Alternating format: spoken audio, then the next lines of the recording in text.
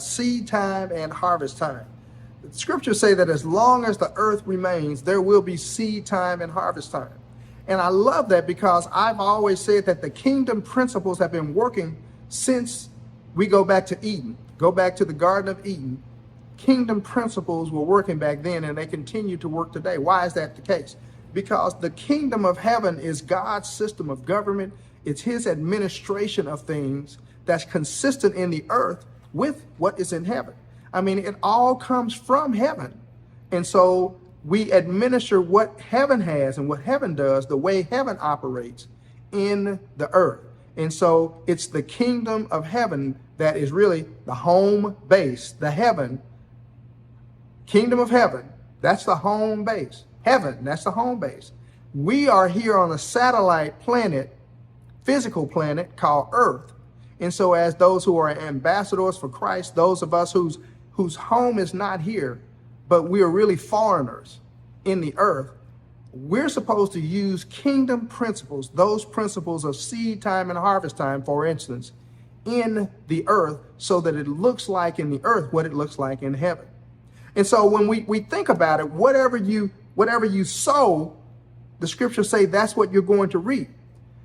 So when you sow something, you don't know where it's coming up, when it's coming back, but you can expect that you're supposed to receive a harvest for it. And it's just like watermelon seeds. I mean, you may plant one watermelon seed, but by the time you look up and before things are over, that one seed will produce a plant that has 300 or 400 or maybe 500 seeds in it. So that you can take the one seed that you sowed and then take the seeds that come out of that harvest and you plant them again. And now you have hundreds upon hundreds of watermelons. It's just a short amount of time. It's thousands upon thousands because of one seed getting planted. And so it is when we encourage a brother or a sister, we give one seed of encouragement that helps them to get through that day. We don't know, we have no idea to measure how valuable that is over time because they made it through that one day. They received one other thing or two other things or five other things they were supposed to get just because they stayed in the running, just because they stayed at work. And then they're able to build on that. And so you actually did an investment in them that resulted in them receiving a whole lot more. And by the time you get a normal person, somebody who's led by God who will receive, at some point you see them also giving. And so the seed time, harvest time principle is active and it's working. And it's working throughout the earth. And it works for people who believe as well as people who don't believe. So it's not even a religious thing. To me, it's a government thing. It's a thing that you can count on, that if you sow, you should reap. It's one of those things where if you give, you know you're supposed to receive. The scripture says, give and it shall be given unto you. Good measure, pressed down, shaken together, running over will men heap into your bosom. So you give and it's given unto you. You invest in the kingdom.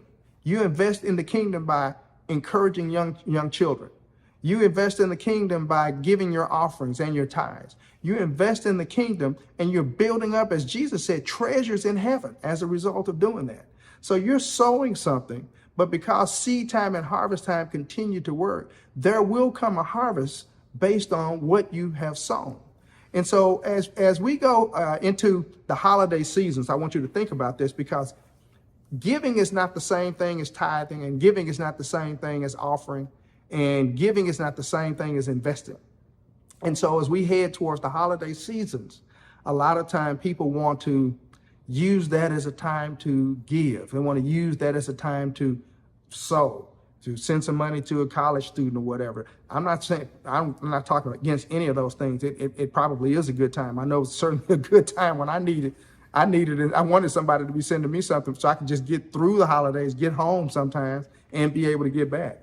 So I'm not saying don't do any of that, but I'm saying let's be more deliberate and let's be more strategic in the way we do that. And so, first of all, if you are not a tither, I'm just going to go ahead and put it out there, then everything you give is an offering. So if you're not a consistent tither, if you don't tithe every time, always tithe, first fruits, whatever, then you or just giving offerings. This week you may decide, oh, I have money, I'm gonna go ahead and tithe. You may be giving in the amount of a tithe, but you're not a tither. So first of all, I encourage you to become a tither. Now, some people say start with 5% and go to 6 and go to 7. I was never somebody who aspired to do anything like that. For me, I was in dire financial straits, and when I decided to tithe, I just said, it's gonna start right now. And so things are gonna fall, too bad, I'm gonna become a tither. So that's what I advocate. But again, I've heard people say, and I think it's more to ease your soul into it, and I'm not trying to let my soul necessarily be in charge of what my spirit knows is right. And so personal bias, I'm one who says, hey, you just start tithing. Then once you become a tither, you can offer. But otherwise, you just giving offerings and everything, you're really robbing from God. I'm sorry, you're technically a God robber. Malachi 3:8 through 10, it talks about, would a man rob God? He says, yet you have robbed me. And so when you take the image of a robber, when you think about somebody robbing somebody, they have a gun. Robbery is something that comes under the threat of violence.